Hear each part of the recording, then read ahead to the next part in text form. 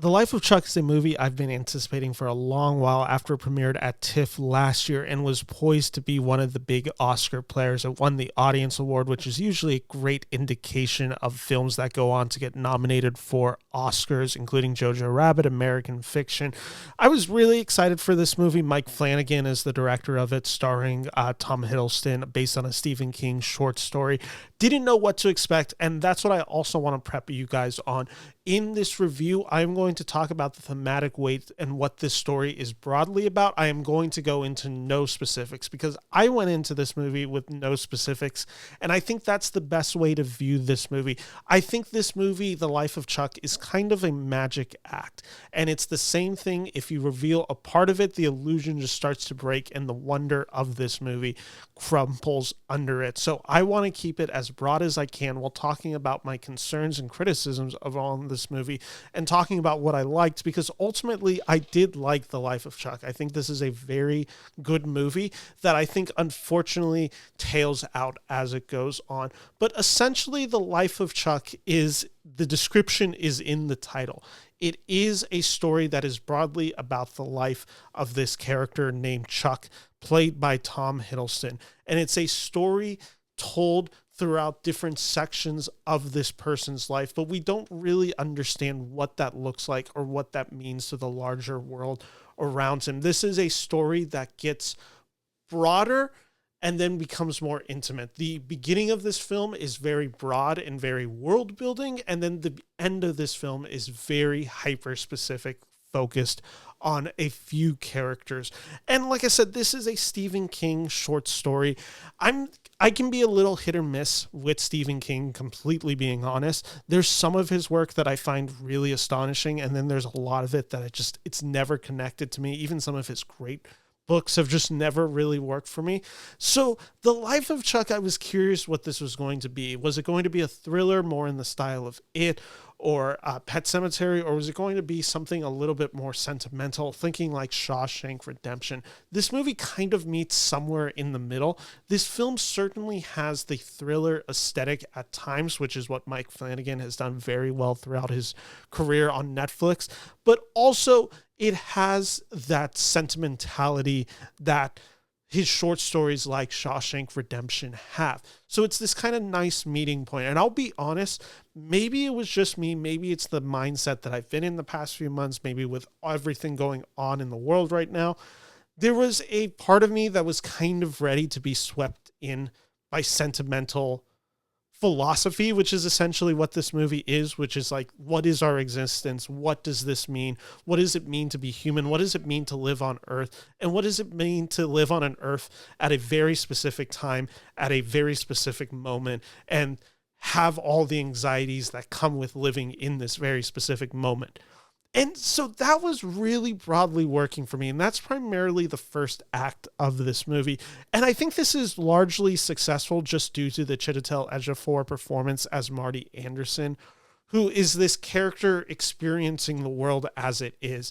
And I think he's really good in this movie and really good at delivering the dialogue of this movie, which can be a bit clunky. He and Karen Gillan, who's also in this movie as his kind of sort of love interest, I think they have a really special chemistry that really works to the benefit of The Life of Chuck. And that's when the emotion and sentimentality that I'm talking about really clicked for me. This is the beginning of this movie I thought was pretty magical.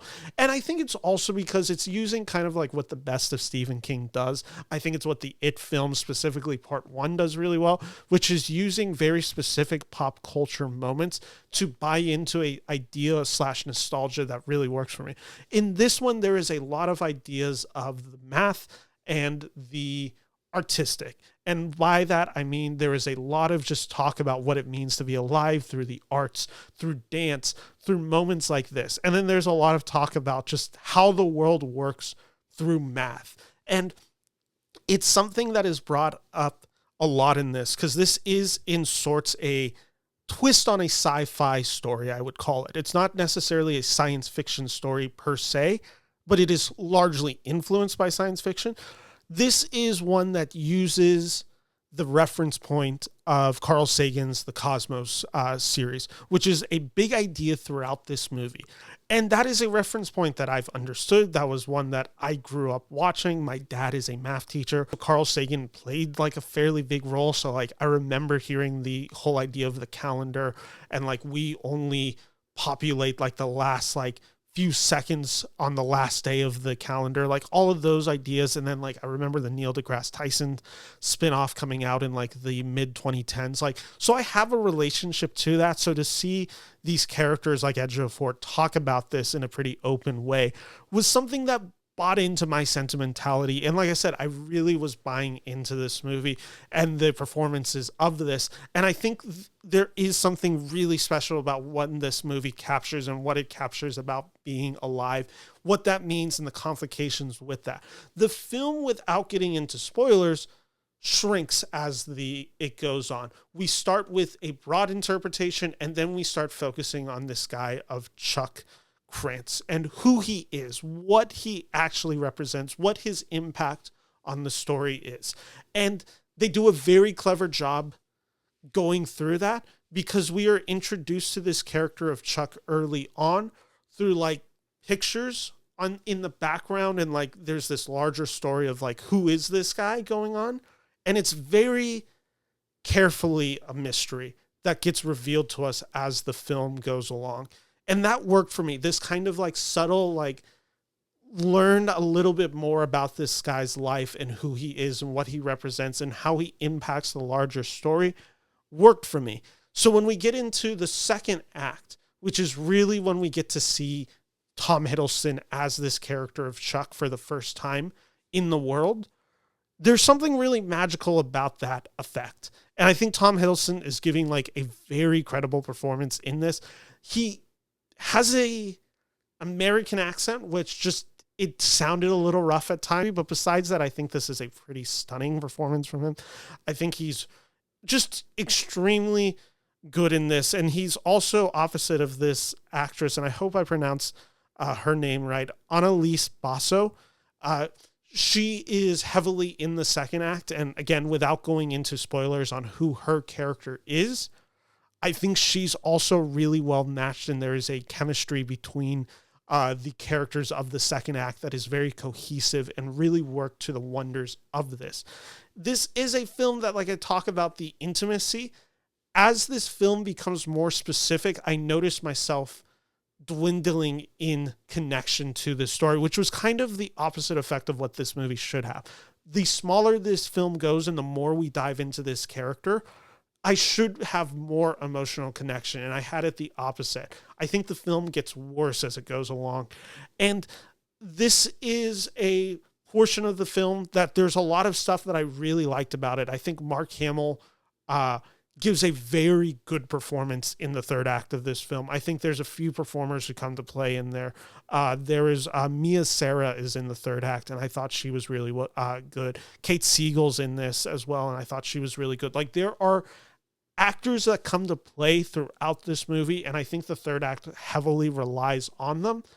It just didn't work enough for me to really get over the moon on this finale. There are things that I really like about this, and again, this is a story about life, about death, about living and what that means to live and to experience life through its fullest. And there is a lot of stuff that I really connected to.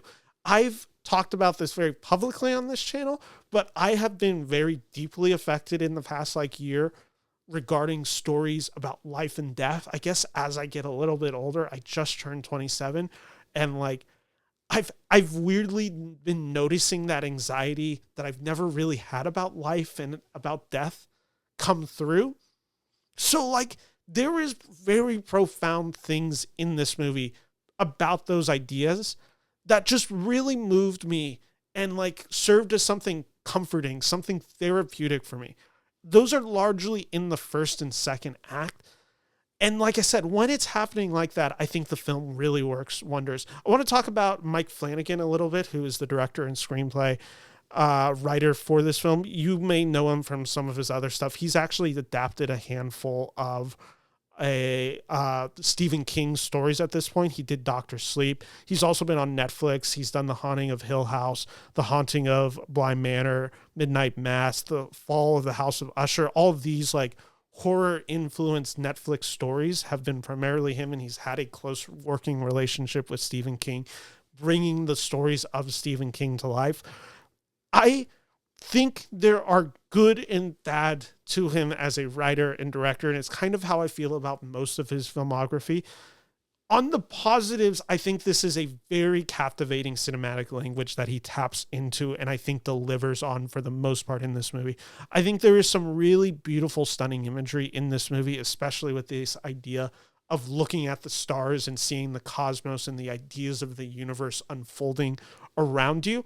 And I think Flanagan does a really good job of literally bringing that to life in this movie in very specific scenes. There is moments where characters are looking up that I found just incredibly deeply resonant and emotional. There are also moments that I just kind of noticed that I thought he struggled to hold captivation of what was happening on screen. And again, I kind of think this happens in the third act of this movie. There are just times where I noticed that his direction felt very flat to me. And there was moments where I was like, there should be a little bit more oomph or emphasis on certain scenes. And it just wasn't playing to me in that way. And that's kind of the same with his writing. There was something really profound and beautiful about his writing.